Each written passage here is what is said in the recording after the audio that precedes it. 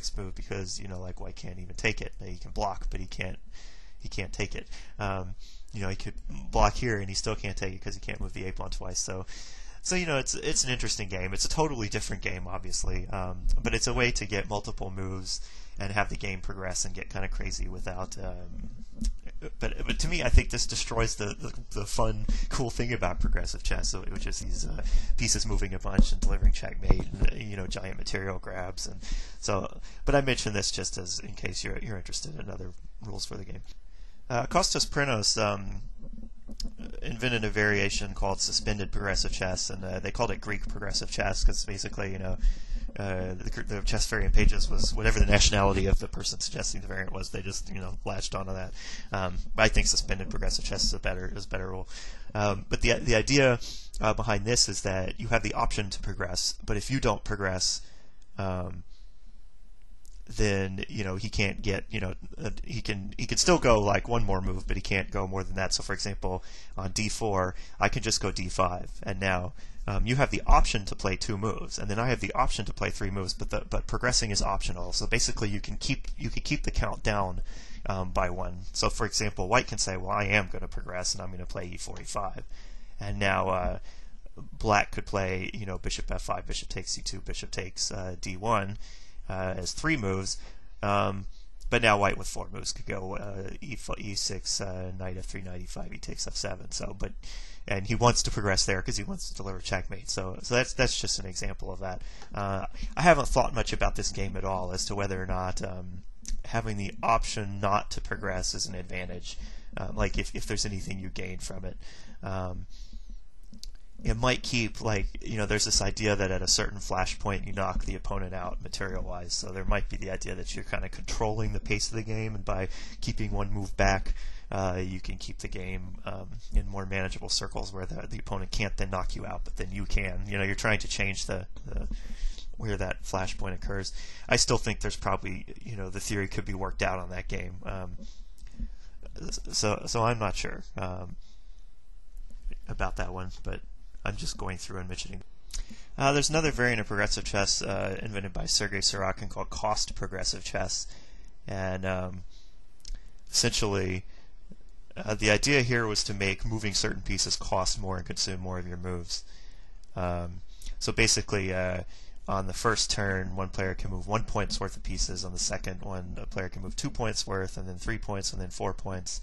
And so the pawn and the king are 1 point. Oh, sorry, the pawn is 1 point, the king is 2 points, knight and bishop are 3, rook is 5, and queen is 9. So you can't even move your queen until you have 9 moves.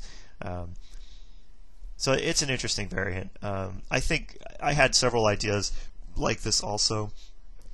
For example, one idea I had was based on captures, that progression happens based on capture. So there's no progression by default. So e4 and black plays d5, and now if white plays e takes d5, and I didn't discriminate among captures here. I just said if there's a capture in the series, for each capture in the series, the other side gets 1 more move. This may be too harsh, but I mean it's trying to make it where you have to watch out for your captures. You can't just eat 4 pieces because the opponent will get 4 extra moves.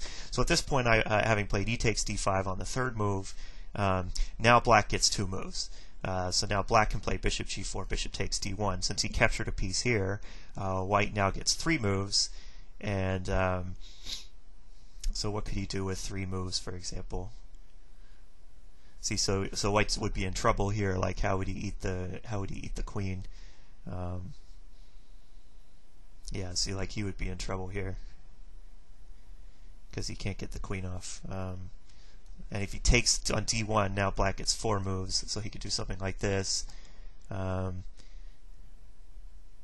now black gets 4 moves, etc. So that was the idea behind that, was that each capture added the progression happens when you capture a piece. I don't have a name for that variant yet. I could probably come up with one, but at any rate, that's another idea. There's a fun variant called promotion progressive chess, which is really wacky.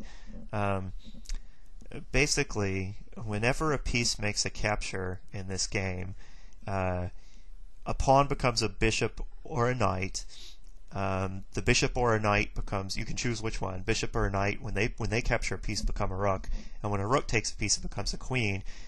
And when a queen always stays a queen when she captures a piece.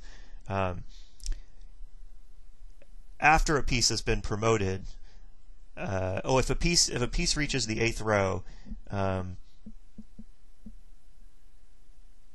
either by capture or move without capturing, it promotes only to a bishop or a knight. So the idea is it's like it becomes a queen and then it's made a capture. So then it even if it moves without capturing, it can promote only to a bishop or a knight. So that's just a way. I guess that's just a random rule. A piece can make more than one promotion during a turn. Kings don't promote when they capture, and after a piece has been promoted to a queen may not move further for the rest of the series that turn. So that's basically a way to stop queen rampages. So this is an attempt to kind of control the game. So here's a sample game. This is for Zoni Aveci. And I played a tournament in this variant. I'm having vague memories of it, and I believe I did really well, but I don't remember saving any of those games.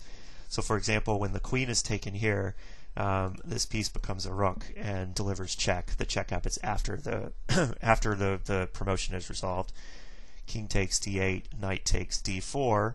When the knight takes on d4, it becomes a rook. So you see there's some interesting ideas here for being able to get material off. So you can now take the queen off on d1.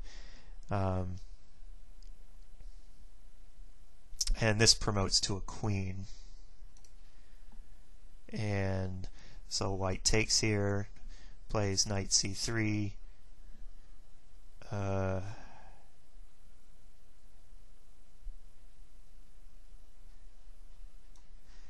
knight d5, knight takes e7, which promotes it to a rook, and then rook takes f7, which makes a queen.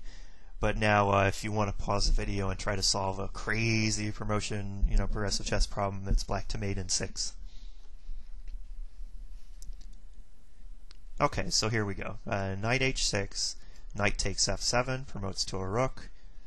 Rook takes f2, promotes to a queen. b6, bishop a6, and bishop takes f1, promotes to a rook. So this is actually, I think, is a really cool variant. I mean, it has a lot of interesting ideas behind it, and it's very hard to calculate. It requires a very different way of thinking because of the rampage. You can't just say, oh, I go knight h4 g6 h8 f7 e5 d7 and I make this big rampage with my knight. You actually have to think about, okay, I move my knight here, I take this piece, it becomes a rook, then I can take this piece, it becomes a queen, then I can take this piece, etc. And dodging mates, of course, becomes really tricky also. So yeah, so that should give you some idea. So this game was played, by correspondence. Progressive chess was played by correspondence, in Italy. There's was an organization of chess variants called AISE, and they organized a bunch of tournaments, and in all these different chess variants. And so there were progressive chess email championships all the way from I think it was 70s, 80s, 90s, but I think it stopped, around the late 90s. So progressive chess was kind of well known. There were several websites on it in the late 90s, and then they all kind of just vanished and disappeared. So I think at this point, it's just not as well known a variant, and ICC and FICS added stuff like Atomic and Giveaway and Fisher Random and all these other variants. And progressive chess, which probably was arguably the most popular chess variant in the world in terms of the number of tournaments that were played, has since kind of faded. So I'm one of the reasons I made these videos is I think it's cool to just reintroduce it to the world where people can play it again. So, oh yeah, there's another chess variant I forgot to mention called Fibonacci, where your moves go up in the Fibonacci series. But that's probably kind of pretty stupid. But anyway, yeah. So what else about the history? So in 1998, chess variant. 1996 was the first kind of Western, Scottish Progressive Chess World Championship, which Fred Galvin won, and then in '97. Chess variants organized the Fisher Random Chess Championship. I had not discovered the game yet. I didn't come in until 1998, and then in 1998 I organized a giant tournament, which kind of petered out in the fight. It had too many rounds. It just went on forever, and I made the mistake of changing the rules in the middle of the tournament because it was like a single round robin in the finals, and then I made it double round robin on the fly because I thought one color might have a big advantage, but it was probably a bad idea to change the rules in the middle, and so a lot of players dropped out at that point, including myself. I didn't even wind up finishing. Chess Variants also organized a second Fisher Random Championship in 1998, and that's the one that kind of got me into the game, and I won that one. And then, but since then, there just hasn't been a lot of interest in progressive chess. So I hope you guys, if you watch this video, you've really kind of gotten into it. It gives you some idea of I think there's still a lot of creativity. I'm not sure progressive chess is the actual ideal form of the rules of this game. I think some of these other variants that I've shown, the promoting or the suspended or the slow square, one of these might be a little more theoretically, back and forth, a little more interesting game, since progressive chess has this kind of static nature to it. But I hope you guys have enjoyed these videos. If you have any questions, just post in the forums, and I'll maybe I'll do another video if people have questions about why doesn't this series work, or why can't somebody try this. But other than that, I believe I've now covered in exhaustive, great detail everything there is to cover about progressive chess, and so I hope you guys have enjoyed these videos, and we'll see you later.